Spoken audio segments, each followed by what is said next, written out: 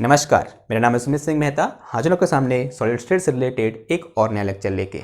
आज के इस लेक्चर में क्या करने वाले हैं, जो पिछला लेक्चर हमारा लास्ट में छूटा था या बोल सकते हैं खत्म हो गया था, उसी को क्या करेंगे आगे कंटिन्यू करेंगे। ठीक है, जैसे कि आप लोग जानते हैं हम क्या डिस्कस कर रहे थे, हम सॉलिड की जो लेटेस्ट हीट कैपेसिटी होती है उसको हम क्लासिकल थ्योरी की हेल्प से किस तरीके से एक्सप्लेन करेंगे ऐसा हम पढ़ रहे थे। ठीक है, और उसी सिलसिले में हमने क्या पढ़ा था कि हमने लास्ट में चार या तीन स्टेप लिखे थे कि किस तरीके से हम क्लासिकल थ्योरी की हेल्प से क्या करते हैं, latest heat capacity of a solid को क्या करते हैं, फाइंड करते हैं। ठीक है, तो उन्हीं स्टेप को क्या करेंगे आज हम कंटिन्यू करेंगे। तो स्टेप फर्स्ट क्या था, हमें वो पता होना चाहिए। स्टेप सेकंड क्या था, हमें वो पता होना चाहिए। और स्टेप थर्ड क्या है, वो भी हमें क्या होना चाहिए, पता होना चाहिए।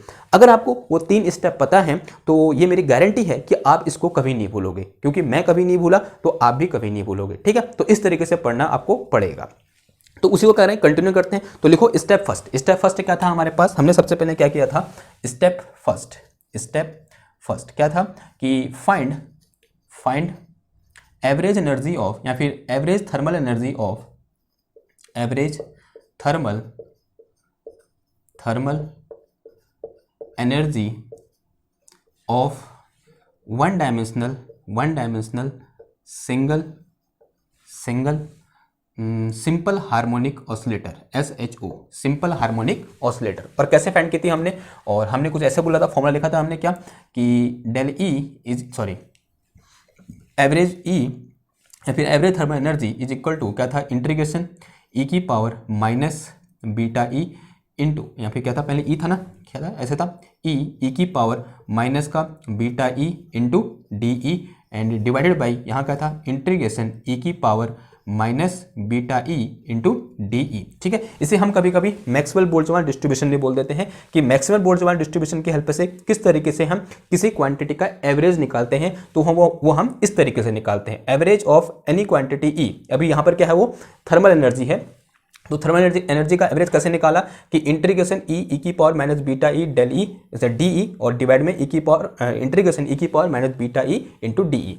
एक क्वेश्चन ये पूछा जाता है कि यहाँ पर इंटीग्रेशन क्यों आया। यहाँ पर इंटीग्रेशन इसलिए आया क्योंकि यहाँ पर जो एनर्जी है वो कैसी है, कंटिन्यूस है। ये जो ई है, ये ई क्या है, एनर्जी ऑफ ए, या फिर energy of A one dimensional simple harmonic oscillator है। जो ये एनर्जी है वो ई है, सॉरी क्या है, कंटिन्यूस है। और कंटिन्यूस है करने का मतलब क्या हुआ, इसकी जीरो से लेकर इन्फिनिटी तक हर वैल्यू क्या हो सकती है, जितनी भी वॉल्यूम फेस्कुल होती है वो सारी की सारी वॉल्यूम में ये ई की वैल्यू क्या होगी, एग्जिस्ट करेगी। ठीक है, कहने का मतलब ये है कि जो ई है वो जीरो से लेकर इन्फिनिटी तक कुछ भी हो सकता है। ठीक है, तभी हम बोलेंगे जो ई है उसकी वैल्यू कैसी है, कंटिन्यूस है। तभी यहाँ पर क्या आया, हमारा इंटीग्रेशन आया। ठीक, तो अगर मैं यहाँ पर ई को लिखूँ तो ई जो है मेरा वो क्या है, जो यहाँ पर जो स्मॉल ई है वो क्या है, energy of one dimensional simple harmonic oscillator है। और हम जानते हैं from class 11th we know this energy is equal to kinetic energy plus potential energy, kinetic energy plus potential energy.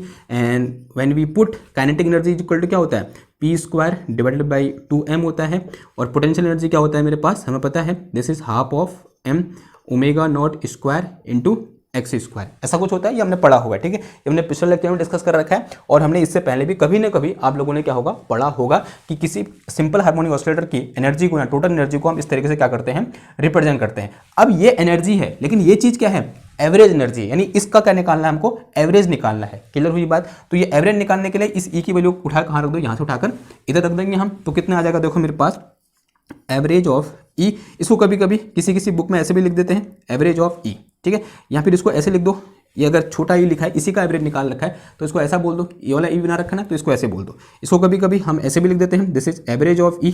ठीक है, और कोई बुक वाले इसको ऐसे भी देते हैं, ऊपर से बार लगा दिया, तो ये भी किसको रिप्रेजेंट करता है, एवरेज ऑफ ई को रिप्रेजेंट करता है। तो average of E is equal to कितना हो जाएगा, देखो इंटीग्रेशन ये क्या आ जाएगा, ई की जगह ये पूरी वैल्यू आ जाएगी, यानी क्या है मेरे पास यहाँ पर पी स्क्वायर अपॉन कितना है, ट्वाइस ऑफ एम है।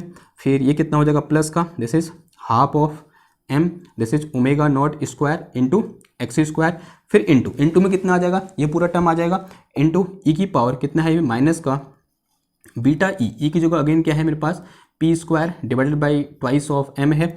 फिर प्लस का हाफ ऑफ कितना है मेरे पास, ये m omega not square into कितना है, एक्स स्क्वायर है। And this bracket is closed. और यहाँ पर कितना है मेरे पास, डी ई है। अब हमने कल लेक्चर में पढ़ा था, इस डी को क्या लिख सकता हूँ मैं, D x into d P भी लिख सकता हूँ। क्या लिख सकता हूँ? D x into d P. तो यहाँ पर एक बार एक्स के रिस्पेक्ट में डिफरेंट इंटीग्रेशन हो रहा है और एक बार पी के रिस्पेक्ट में। तो यहाँ पर जो इंटीग्रेशन आएगा वो क्या आ जाएगा? डबल इंटीग्रेशन आ जाएगा यूँ करके। ठीक है, ऐसा वाला इंटीग्रेशन पढ़ा है ना हमने, बीएससी फर्स्ट ईयर में पढ़े थे। ओके, अब यहाँ पर एक क्वेश्चन आपके दिमाग में आ रहा होगा कि यहाँ पर जो एक्स और पी की लिमिट क्या होगी। ठीक है, तो मैं बता दूँ, हम फेज स्पेस में जब भी बात करते हैं तो जो एक्स की लिमिट होती है, जो x होता है वो माइनस इन्फिनिटी से लेकर प्लस इन्फिनिटी तक होता है, और जो p होता है वो 0 से लेकर इन्फिनिटी तक होता है। ये फिक्स होता है। ठीक है, हर जगह ऐसा ही देखने को मिलेगा आपको कि जब हम फेज स्पेस की बात करते हैं तो फेज स्पेस में x कहाँ से कहाँ वेरी करता है?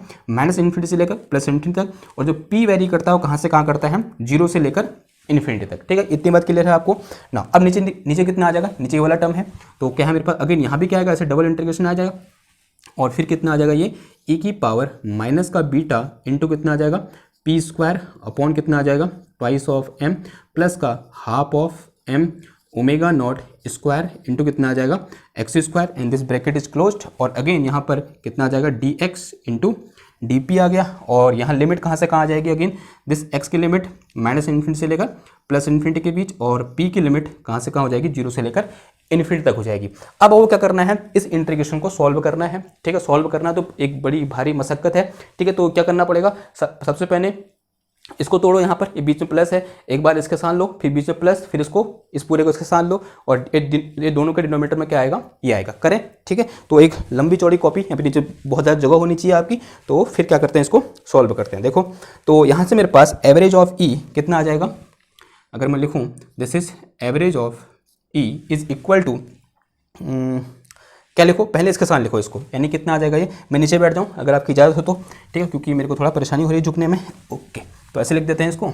तो ये आ गया मेरे पास this is average of E is equal to, ये आया मेरे पास कितना? इंटीग्रेशन कहाँ से कहाँ तक? देखो, पी की लिमिट 0 टू इन्फिनिटी, एक्स की लिमिट फ्रॉम माइनस इन्फिनिटी से लेकर प्लस इन्फिनिटी के बीच। पहले देखो पी स्क्वायर अपॉन 2m आ जाएगा। कितना आ जाएगा? पी स्क्वायर अपॉन 2m आ जाएगा, और फिर इंटू में ये पूरा टर्म इसके साथ इंटू होगा। तो ये आ गया मेरे पास e की पावर माइनस का beta into p square upon कितना आ गया? ट्वाइस ऑफ m, फिर प्लस का ये कितना आ गया? 1/2 m omega not square into x square. फिर ये आ गया मेरे पास, ठीक है, आपको दिख रहा है मेरा मुंडी आगे शायद। फिर कितना आ जाएगा? ये पूरा टर्म आ जाएगा, ये वाला इसके साथ मल्टीप्लाई हो जाएगा, यानी कितना आ जाएगा? D x into d P हो जाएगा।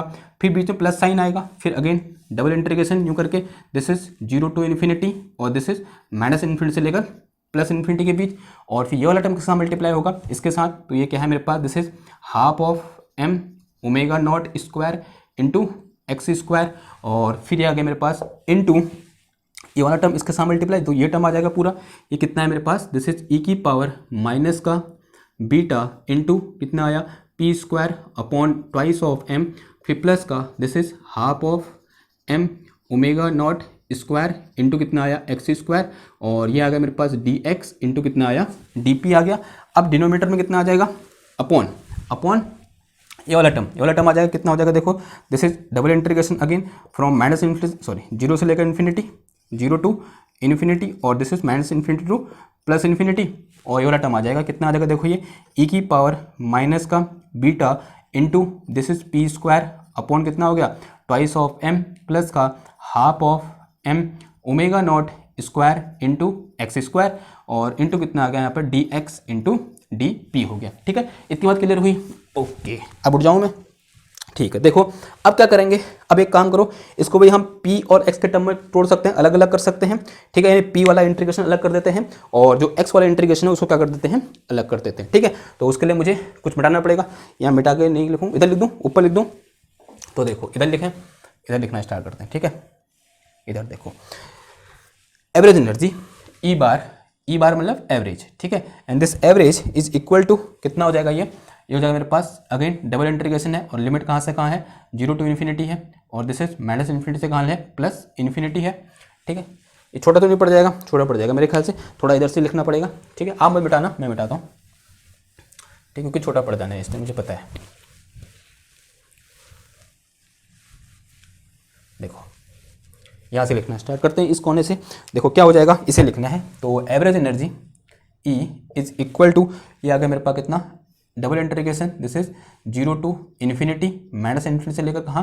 प्लस इन्फिनिटी के बीच में। ये हो जाएगा मेरे पास कितना? इसको देखो, this is p square upon कितना आ जाएगा, ट्वाइस ऑफ एम आ जाएगा, फिर इंटू ई की power minus beta, this is p square upon twice of m, ऐसे ले सकता हूँ। अब देखो इसको क्या ले सकता हूँ, फिर इंटू इंटू कितना हो जाएगा ये, ई की power minus beta into 1/2 m omega not square into x square into d x into d p, ये लिख सकते हैं इसको। ठीक है, तोड़ दिया मैंने, एक बार ई की पावर लिख दिया, फिर ई की पावर लिख दिया, दोनों सेम हुए, कोई चेंज नहीं हुआ। फिर बीच में क्या आ जाएगा, यहाँ पर प्लस का साइन आ जाएगा, वो लगा दो। फिर ये आ गया मेरे पास कितना, integration this is 0 to infinity from minus infinity से लेकर प्लस इन्फिनिटी। फिर इसके बाद एक बार ये आएगा, ये क्या है मेरे पास 1/2 m omega square into x square. फिर ये वाला लिख लो एक बार, फिर एक बार इसको लिख देंगे, फिर एक बार इसको लिख देंगे, तो कितना आ जाएगा ये ई की पावर माइनस का beta into p square upon कितना आ गया, ट्वाइस ऑफ एम, फिर इंटू ई की पावर माइनस का beta 1/2 m omega square into x square into d x into d p, ऐसा हुआ। ठीक है, अब नीचे वाली ये कहानी देखो, तो डिवाइड में कितना आ जाएगा, अपॉन कर दो कितना, ये चीज़ ये है मेरे पास कितना, इंटीग्रेशन 0 टू इन्फिनिटी, और दिस इज माइनस इन्फिनिटी से लेकर कहाँ, प्लस इन्फिनिटी के बीच में। इसको भी ऐसे तोड़ दो जैसे ऊपर लिखा, तो कितना आ जाएगा, ई की power minus beta p square upon twice of m into कितना आ गया, या फिर इसको ऐसे लिख दो पहले, नेक्स्ट स्टेप में कर देंगे उसको, तो इंटू ई की पावर माइनस का beta 1/2 m omega square into x square into d x into कितना आया, डी पी आ गया। इतना क्लियर हुआ।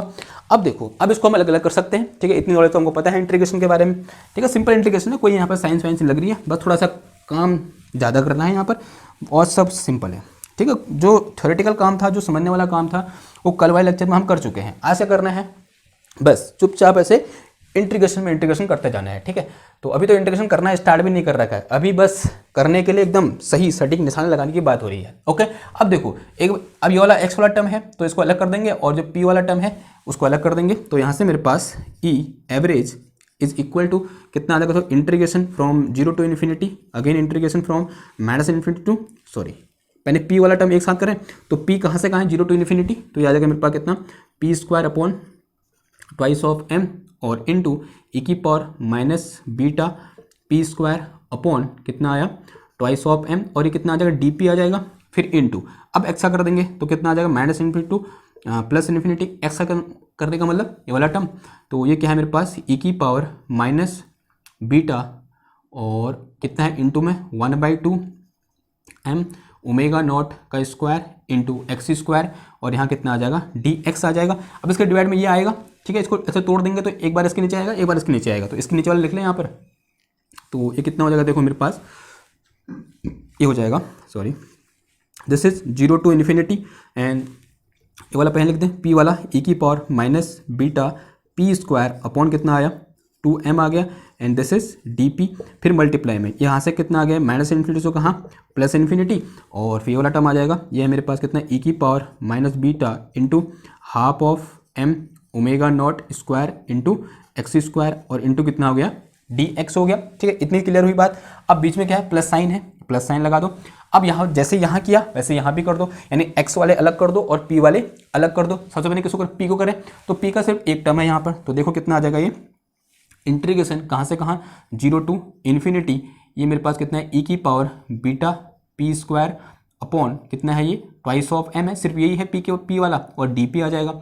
फिर बीच में का साइन आएगा, कोई साइन नहीं आएगा, इंटू है बीच में, और ये from minus infinity to plus infinity x की लिमिट, फिर ये वाला चीज़ आ जाएगा, ये क्या है मेरे पास, देखो half of m omega not square into x square, फिर इंटू ई की पावर दिस इज माइनस का beta 1/2 m omega not square into x square into कितना आ गया, डी एक्स आ गया। ठीक है, और फिर डिवाइड में कितना आ जाएगा, डिवाइड में जो ये इधर था इधर भी तो डिवाइड होगा, तो ये वाला टर्म नीचे भी आ जाएगा, तो इसको ऐसे लिख दूंगा मैं इधर पे, ये आ गया मेरे पास 0 टू इन्फिनिटी, ये पहला वाला आ जाएगा, ई की पावर माइनस का beta p square upon 2m आ जाएगा, फिर into this is from minus infinity to plus infinity, और ये कितना आ गया मेरे पास, ई की power minus beta into 1/2 m omega not square into x square into कितना हो गया dx हो गया। ठीक है, ये राम कहानी समझ में आई अभी तक की? हाँ बरो, ठीक है, समझ में आई? तो मैं आगे बढ़ूँ। ठीक है, अब देखो, अब कुछ काटम कट्टा करना पड़ेगा हमको।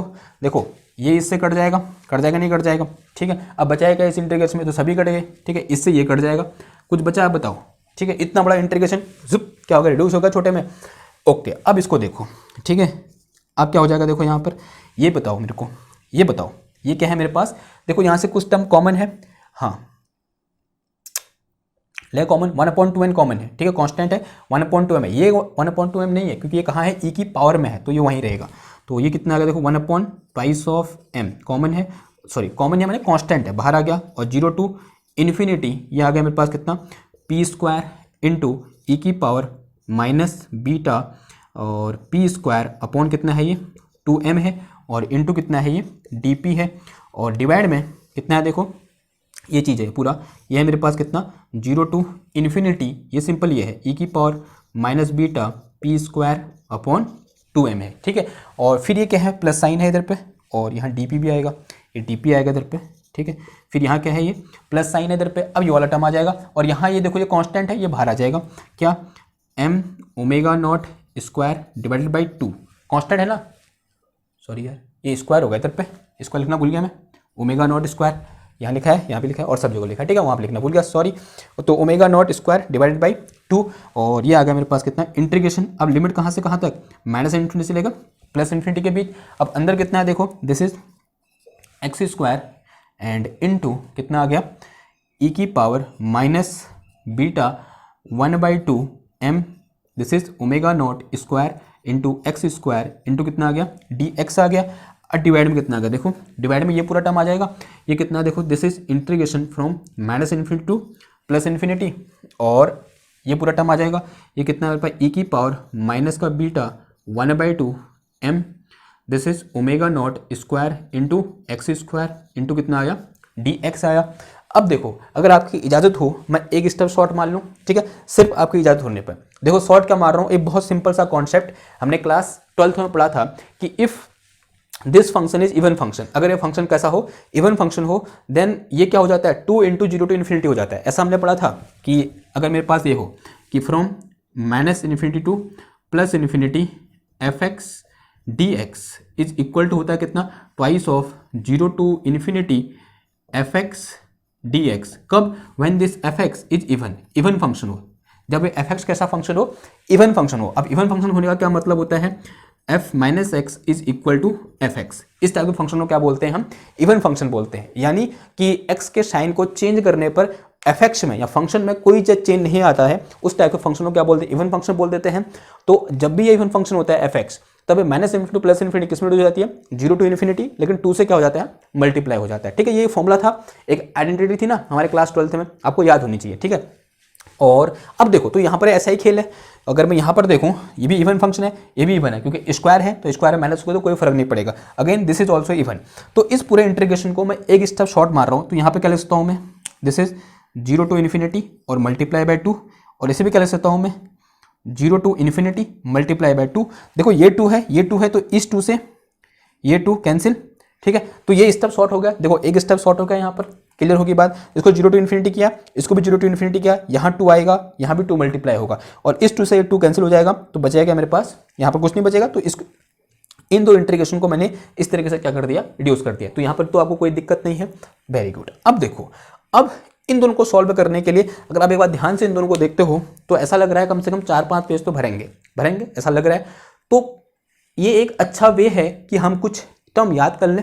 ठीक है, एक फॉर्मूला याद कर लें, क्योंकि फॉर्मूले तो हमने बहुत याद किए हैं बचपन से, तो एक और फॉर्मूला याद करने में क्या हर्ज है। और वो फॉर्मूला इतना इंपॉर्टेंट है कि मतलब आप सोचोगे भी नहीं, क्योंकि क्वांटम में वो फॉर्मूला इतना रैंडमली यूज होता है ना, मतलब बोल सकते हैं फ्रिक्वेंटली यूज होता है। ठीक है, देखो फॉर्मूला क्या मैं लिखाना चाह रहा हूँ आपको, अभी तो यहाँ पर तो यूज होगा ही होगा, लेकिन फिजिक्स में आप जितना भी पढ़ोगे, आप लाप्लास ट्रांसफॉर्म पढ़ोगे या फिर आप क्वांटम मैकेनिक्स में जब हायर लेवल क्वांटम मैकेनिक्स पढ़ोगे, या फिर बोल सकते हैं एडवांस क्वांटम मैकेनिक्स पढ़ोगे, जब आप क्या पढ़ रहे होगे, क्या कहते हैं उसका नाम, परटर्बेशन थ्योरी पढ़ रहे होगे, या बोल सकते हैं वेरिएशनल प्रिंसिपल पढ़ रहे होगे, तो वहाँ पर जो मैं फॉर्मूला भी निकालने वाला हूँ वो इतना मतलब फ्रिक्वेंटली यूज होता है ना, मतलब अगर वो फॉर्मूला आपको आता है तो आप आधी क्वांटम मैकेनिक्स तो कर ही लोगे, समझ रहे हो, उतना इंपॉर्टेंट फॉर्मूला है। तो वो फॉर्मूला याद करना हमारे लिए क्या है, एक फिजिक्स वाले स्टूडेंट के लिए बहुत इंपॉर्टेंट है। वो फॉर्मूला क्या है मैं लिखने जा रहा हूँ यहाँ पर, ठीक है। और आप लोगों से बहुत ने वो फॉर्मूला पहले ही पढ़ा होगा कहीं ना कहीं से, लेकिन मैं दोबारा आपको उसको लिखाने जा रहा हूँ। देखो क्या है वो फॉर्मूला, कुछ इस तरीके से है कि सिंस, ऐसे लिखो फॉर्मूला लिखो,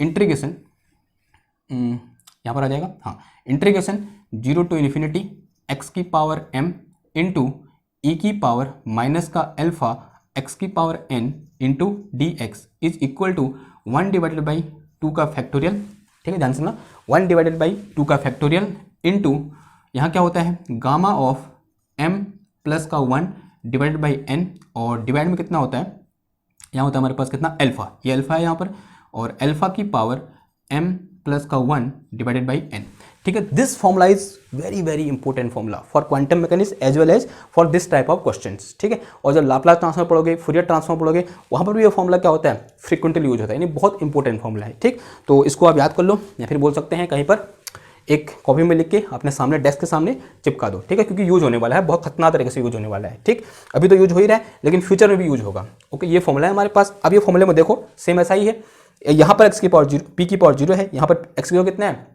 p है, और यहाँ पर तो x ही है, और अल्फा की जगह कितना है, ये पूरा टर्म जो है अल्फा है, यहाँ पर ये पूरा टर्म अल्फा है, यहाँ पर पी स्क्वायर को छोड़कर सबका सब क्या है अल्फा है, ठीक है। तो इसे मिटाऊं,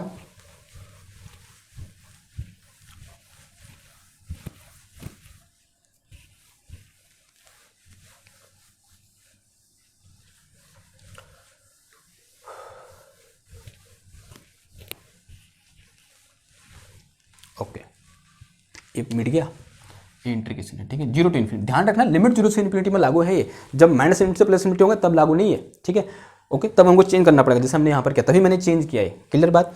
अब देखो इधर देखो, इस वाले में देखो, अगर मैं इस वाले इंटीग्रेशन की बात करता हूँ तो यहाँ पर अल्फा इक्वल टू कितना है, देखो m इक्वल टू कितना है, कंपेयर कराऊँ, उससे कंपेयर कराऊँ तो x जो कितना है p है, और जो m है उसकी वैल्यू कितनी है 2 है, और जो n है उसकी वैल्यू कितनी है 2 है, और क्या है यहाँ पर देखो, और मेरे पास ये चीज़ है, और अल्फा की जो कितना है, अगर मैं ध्यान से देखूं तो बीटा अपॉन 2m है, अल्फा की जो कितना है beta upon twice of m है, ठीक है। तो लगा दो फॉर्मूला यहाँ पर, तो ये कितना हो जाएगा मेरे पास, ये ऊपर वाले के लिए है, ये सिर्फ किस वाले के लिए है, ऊपर वाले के लिए। अगर मैं नीचे वाले के लिए देखूँ तो नीचे वाले के लिए m इक्वल टू कितना है 0 है, देखो x की p की पावर 0 है यहाँ पर, है ना, तो अभी तो 1 आया, तो p की पावर 0 है, और n इक्वल टू कितना है 2 है, और अल्फा इक्वल टू अगेन कितना है बीटा डिवाइडेड बाई 2m है। इस वाले इंटीग्रेशन की बात हो रही है, ठीक है, यानी इस पार्ट की बात हो रही है। तो यहाँ से मेरे पास average energy is equal to कितना आ जाएगा, this is 1 divided by twice of m। अब कंफ्यूज मत होना, सॉरी है, क्योंकि मैंने दोनों टर्म सेम ले लेना, वहाँ m है यहाँ भी m है, ये m मास है, हाँ ये m मास है, वो m क्या है नंबर है कोई 1 2 3 4 0 1 2 3 4, ठीक, ये m मास है। आई होप इतना आपके पास दिमाग है कि आप इन दोनों में डिफरेंशिएट समझ रहे हो, ठीक है, डिफरेंशिएशन समझ रहे हो कि इन दोनों में क्या डिफरेंट है, ठीक है। ये मास वाला m है, ये पहले से हमारे साथ चलते हुए आ रहा है, वो फॉर्मूले वाला m है जो हमने वहाँ लिखा है, जो ये लिखा है हमने, ठीक। तो क्या आ जाएगा मेरे पास इसकी जगह, देखो क्या होता है वहाँ, देखो 1/2 का फैक्टोरियल, यानी 1/n का फैक्टोरियल, सॉरी 2 का फैक्टोरियल नहीं, क्या होता है 1/n का फैक्टोरियल, और n की जो कितना है यहाँ पर 2 है, देखो तो कितना आ जाएगा ये 1/2 का फैक्टोरियल आ गया, और इनटू कितना आ जाएगा गामा ऑफ कितना हो जाएगा n प्लस का m प्लस का 1, यानी कितना आ जाएगा 2 प्लस का 1 डिवाइड में कितना आ जाएगा 2 आ जाएगा, और फिर डिवाइड में अल्फा की जो कितना है ये है, ये आ गया मेरे पास कितना beta upon twice of m, और इसके पावर अगेन कितना हो जाए 2 और 1 3, यानी 2 प्लस का 1 डिवाइड में कितना आया 2 आया, फिर अपॉन, ये ऊपर वाला इंटीग्रेशन हो गया, ठीक है, उसका आंसर निकल गया ये है।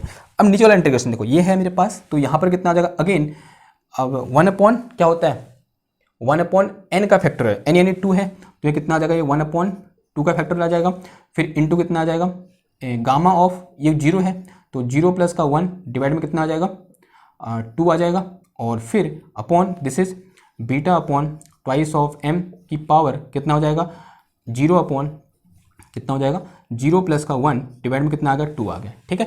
ये वाला इधर वाला तो हो गया।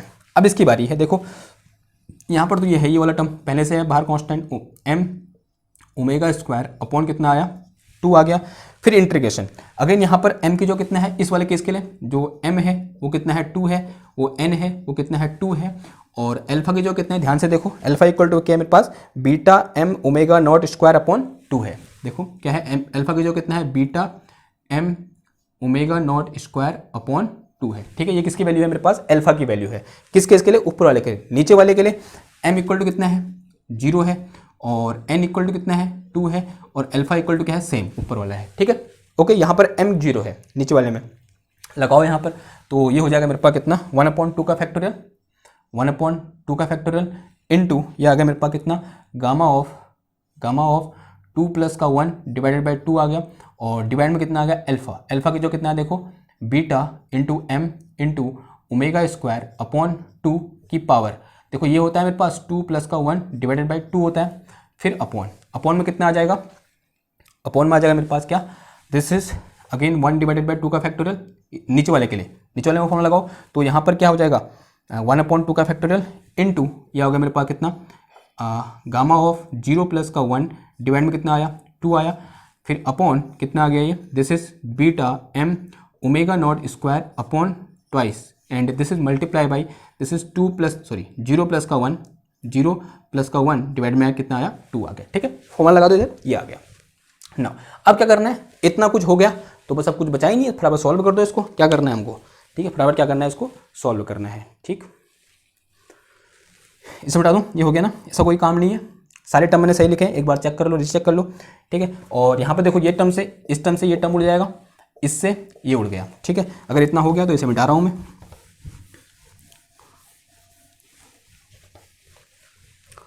ठीक ठीक ठीक ठीक ठीक, अब देखो, तो यहाँ से मेरे पास average energy of single particle कितना आया, this is 1/2 of m and into ये 2 और 1 3 हो गया, गामा ऑफ 3 आ गया है, कितना आया, गामा ऑफ 3/2 आ गया है। ठीक है, और ये आ गया मेरे पास कितना, ये वाला टर्म देखो, ये है मेरे पास कितना, this is beta divided by twice of M की होल पावर 3/2 हो गया, और अपॉन में कितना हो गया, अगेन ये गामा ऑफ 1/2 हो गया, दिस इज गामा ऑफ 1/2 हो गया, and this is divided by upon में कितना हो जाएगा ये, this is beta divided by twice of m, इसके पावर कितना आ जाएगा, 1/2 आ जाएगा, फिर बीच में क्या साइन है, प्लस साइन है ये वाला।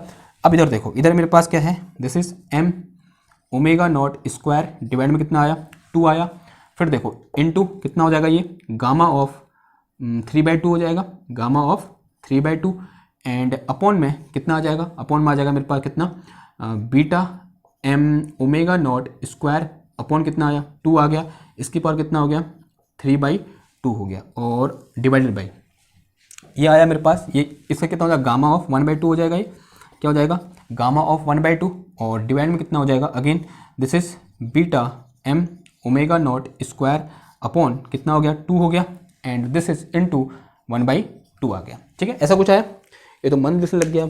ठीक है, ओके, दूसरा मार्कर यूज़ करूँ मैं, यूज करता हूँ। ठीक, अब क्या करें, आपको गामा को कैसे रिड्यूस करते हैं वो पता होना चाहिए। देखो गामा एन इक्वल टू क्या होता है, हमने पढ़ा था। ठीक है, gamma n is equal to, I think ये होता है ना, n-1 into gamma of n-1। ठीक है, ये होता है, कुछ होता है जी। तो अब देखो इसको क्या लिख सकता हूँ मैं, ये कि n की जो कितना है 3/2 है, तो ध्यान से देखो इसको ये लिख सकता हूँ मैं, चेयर आ गया यहाँ पर, ये आ गया मेरे पास कितना, एवरेज एनर्जी, हाँ average thermal energy, this is 1 divided by twice of m, तो ये कितना आ जाएगा, बाहर 1/2 आ जाएगा, यानी n-1 यानी 1/2 - 1 1/2, फिर ये कितना हो जाएगा, देखो यहाँ पर गामा ऑफ 1/2 ऐसा कुछ हो गया, और फिर डिवाइडेड बाई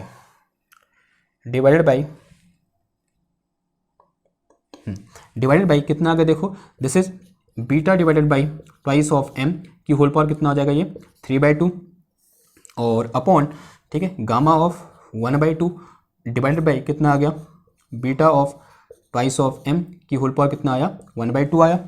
ठीक, कुछ टाइम हाँ कैंसिल हो जाएगा, गामा से गामा कैंसिल हो जाएगा। ठीक है, तो गामा 1/2 से गामा 1/2 कैंसिल हो जाएगा, तो यहाँ कितना बचा, देखो this is M omega not square divide में कितना आ गया, ये ट्वाइस आ गया, और अगेन ये कितना हो गया, अगेन मेरे पास this is 1/2 into gamma of 1/2, और डिवाइड में कितना है मेरे पास, देखो this is twice beta M omega not square upon 2, और इसके पावर कितना आ जाएगा, ये 3/2 आ जाएगा, एंड डिवाइडेड बाई अगेन यहाँ पर कितना है, ये गामा ऑफ 1/2, और डिवाइडेड बाई ये आ गया मेरे पास कितना, beta M omega not square upon कितना आया 2, और इसकी पावर कितना आया 1/2 आया।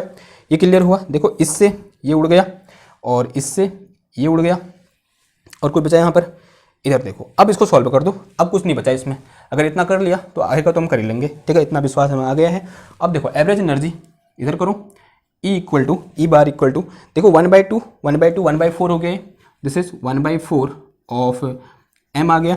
अब देखो इसको ऊपर ले आओ, तो ऊपर लाएंगे तो ये ऊपर आगे प्लस हो जाएगा, ये सीधे ऊपर आ जाएगा, और ये कितना हो जाएगा देखो फिर यहाँ पे मेरे पास, अगर मैं ध्यान से देखूँ तो β/2m की पावर ऊपर आगे माइनस हो जाएगा, तो ये माइनस का 3/2, और ये तो सीधे ऊपर आएगा, ठीक है, मल्टीप्लाई हो जाएगा यहाँ पर, और तो प्लस का कितना हो जाएगा, ये 1/2 हो जाएगा, ठीक है। ये कैलकुलेशन समझ में आई तो हाँ भरो, हाँ बोलो समझ में आई, नहीं आई तो पूछ लो, ठीक है।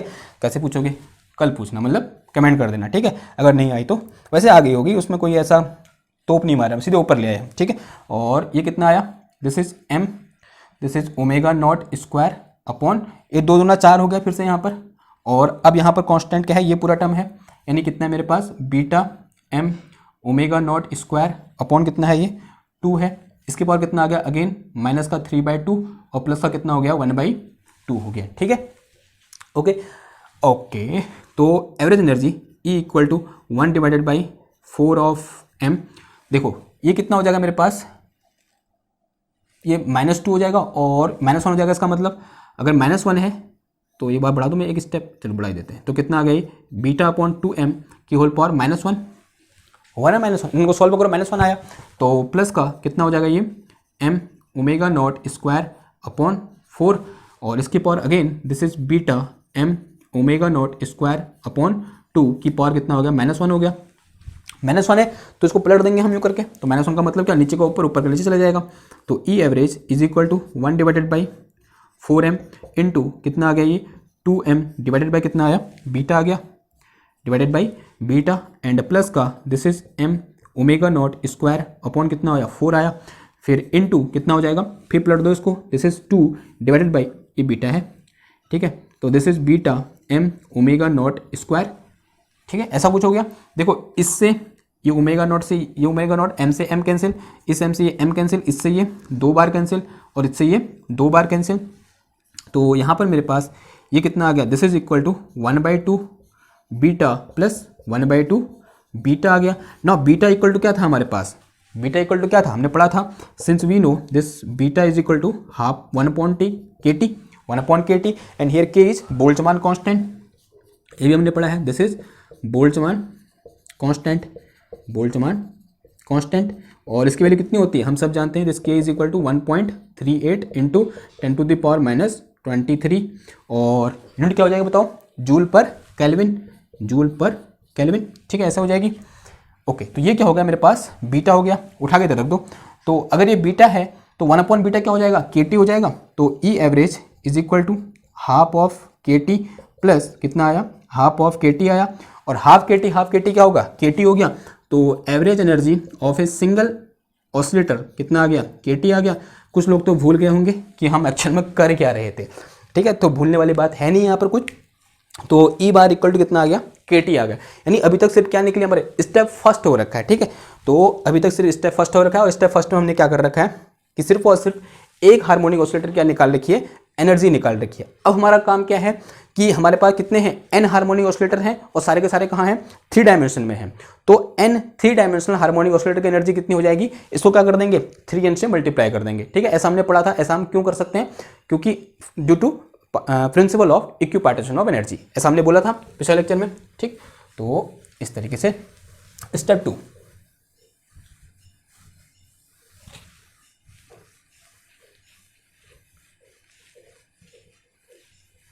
स्टेप 2 लिखो, क्या हो जाएगा,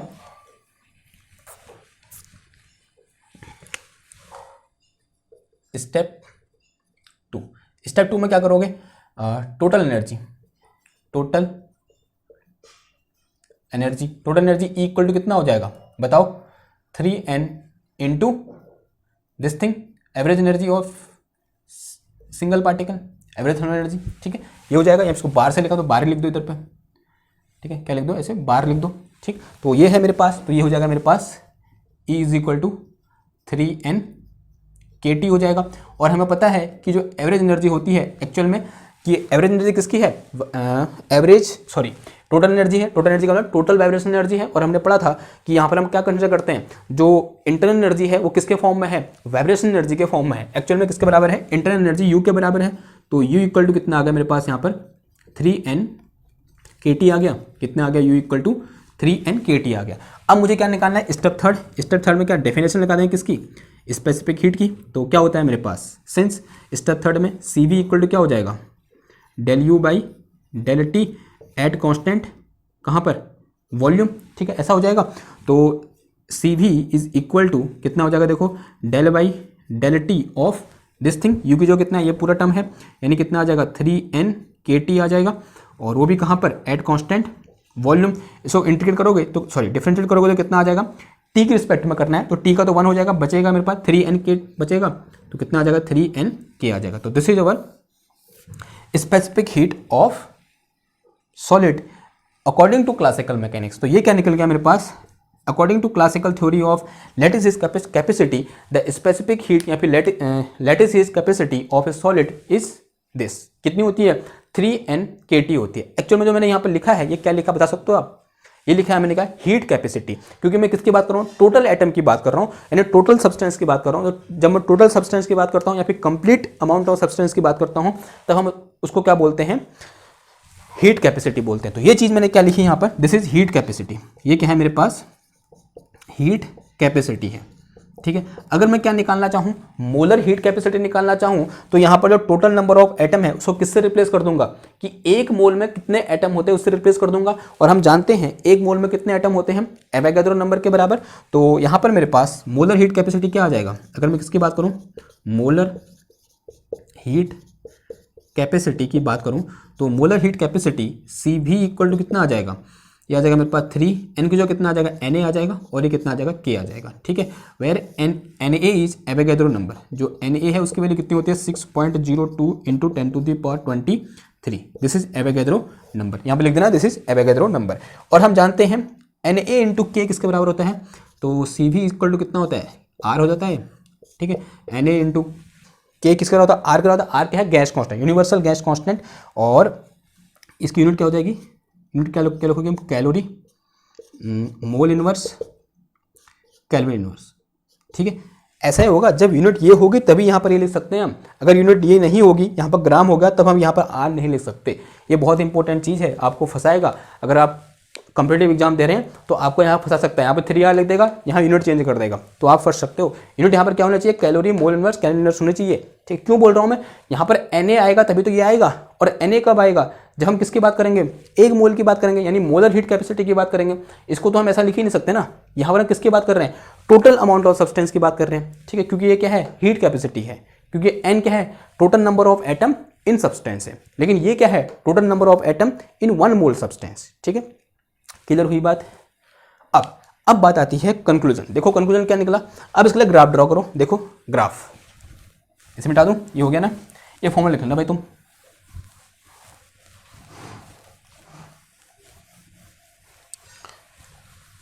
करो भाई ग्राफ ड्रॉ करो। क्या हो जाएगा, बहुत सिंपल सा ग्राफ ड्रॉ करना है, टी और सी बी के बीच ग्राफ ड्रॉ करना है। वर्टिकल्स में क्या ले लो, सी बी ले लो, हॉरिजॉन्टल में टी ले लो, ले लिया, कोई दिक्कत नहीं है अभी तक, दिक्कत आने वाली है और बहुत भारी दिक्कत आने वाली है। देखो क्या आने वाली है, अब ये सी बी है और क्या बोल रहा है, C B equal to 3R के बराबर है। अब मैं ये क्या है, 0 है, मैं ऊपर को बढ़ूंगा, माना यहाँ पर कितना है 3R है, this is our 3R, okay. और टेम्परेचर के साथ क्या यहाँ पर कोई टेम्परेचर ऐसी कोई चीज़ आ रही है, नहीं आ रही है, यानी ये हमको दिखा रहा है कि H temperature rise then this C V is constant, यानी सी बी की वैल्यू क्या है, कॉन्स्टेंट है, और सी बी कॉन्स्टेंट है विद रिस्पेक्ट टू टेम्परेचर। इसका मतलब इसका ग्राफ कैसा आएगा, ऐसा आएगा, ठीक है। ऐसा कुछ ग्राफ आएगा, नहीं आएगा, ठीक है। This is the graph of C V is equal to 3R, सा ग्राफ ये होगा। क्या ये ग्राफ सही है, क्या ये ग्राफ हमारे एक्सपेरिमेंटल रिजल्ट से मैच कर रहा है? आप झट से कहोगे नहीं कर रहा है, क्योंकि हमने तो कैसा पढ़ा है एक्सपेरिमेंटल ग्राफ, ऐसा पढ़ा है, पढ़ा नहीं पढ़ा है, ठीक है, सही बनाओ। ये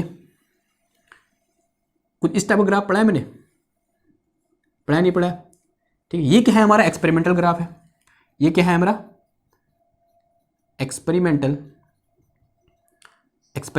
डेटा है, या फिर ग्राफ बोल दो, डेटा बोलो, ठीक है, ज़्यादा अच्छा लग रहा है। और ये जो आ रखा है स्ट्रेट लाइन, ये क्या है हमारा क्लासिकल थ्योरी है, ये क्या है क्लासिकल थ्योरी, क्लासिकल थ्योरी। यानी क्लासिकल थ्योरी क्या कहती है कि जो ग्राफ है या जो variation of specific heat with temperature है वो कैसा होगा, कांस्टेंट होगा, यानी वो वेरी नहीं करेगी टेम्परेचर के साथ। लेकिन एक्सपेरिमेंटल डेटा क्या कहता है कि एक्सपेरिमेंट क्या ना, किसी एक माना हमने हीरा ले लिया, हीरा क्या है, कोई एक सॉलिड है, ठीक है, हीरा यानी डायमंड, ठीक है, डायमंड लिया और डायमंड के लिए हमने क्या करना चाहा, स्पेसिफिक हीट निकालनी चाहिए, उस पर एक्सपेरिमेंट किए और एक्सपेरिमेंटली ये वाला ग्राफ आया। लेकिन जब हमने डायमंड में क्लासिकल थ्योरी लगाई तो उसके बाद उसका जो ग्राफ है वो ऐसा आया थ्योरेटिकली, लेकिन एक्सपेरिमेंटली ऐसा ग्राफ आया। हम सच किसको मानेंगे, ऑब्वियस सी बात है एक्सपेरिमेंटल वाले को, क्योंकि थ्योरी तो हम अपने अजम्पशन के साथ कर रहे हैं ना, और एक्सपेरिमेंट क्या है, एकदम वेल वेरीफाइड है। तो ये ग्राफ सही है और इसका एक्सप्लेन हम करना चाह रहे थे क्लासिकल थ्योरी की हेल्प से, लेकिन हमारा जैसा हम चाह रहे थे, जैसे हमारी इच्छा थी वैसा ग्राफ आया नहीं। कैसा ग्राफ आया, ऐसा ग्राफ आया।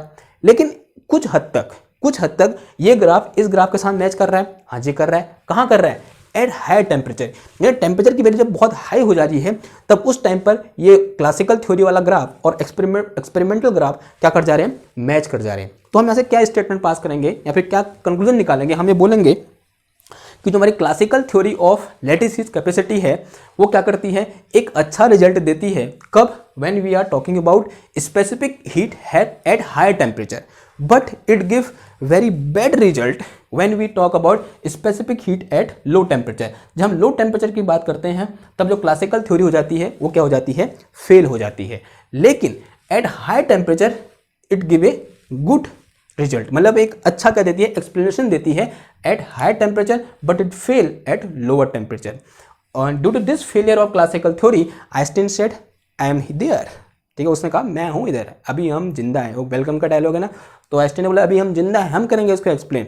तो फिर उसके बाद आइंस्टीन आए और जो आइंस्टीन की थ्योरी है उसे हम क्या बोलते हैं, Einstein theory of lattice heat capacity बोलते हैं, जो कि हमारा क्या होगा, नेक्स्ट टॉपिक होगा। ठीक, तो इसमें समझ में आया कि क्लासिकल थ्योरी कहाँ पास हुई और कहाँ फेल हुई। ठीक है, classical theory eight high temperature बहुत सिर्फ पास हो रखी है, कोई गलती नहीं है इसमें, देखो फर्स्ट क्लास तरीके से मैच कर रहा है। लेकिन लोअर टेम्परेचर में आते ही इसने घुटने टेक दिए, इसने कहा यार मेरे से ना हो पाएगा, आइंस्टीन चाचा अब आपको आना ही आना पड़ेगा। ठीक है, तो आइंस्टीन चाचा आए, फिर उन्होंने क्या किया, एक्सप्लेन किया, और हम ये देखेंगे नेक्स्ट लेक्चर में कि किस तरीके से उन्होंने क्या किया, एक्सप्लेन किया। लेकिन फिलहाल अगर मैं इसके कंक्लूजन में कुछ आपसे लिखने को बोलूंगा तो आप क्या लिखोगे, इस ग्राफ के नीचे लिख देना, इसके नीचे ये लिखा ना आपने, ये क्या है, थ्योरेटिकल है और ये क्या है, हमारा एक्सपेरिमेंटल है। तो आप इसके नीचे लिखोगे कि as we can see from above figure या फिर above calculation the classical theory said कि specific heat of solid is constant for all value of temperature, but experimentally we find that the specific heat of solid is constant only for higher temperature,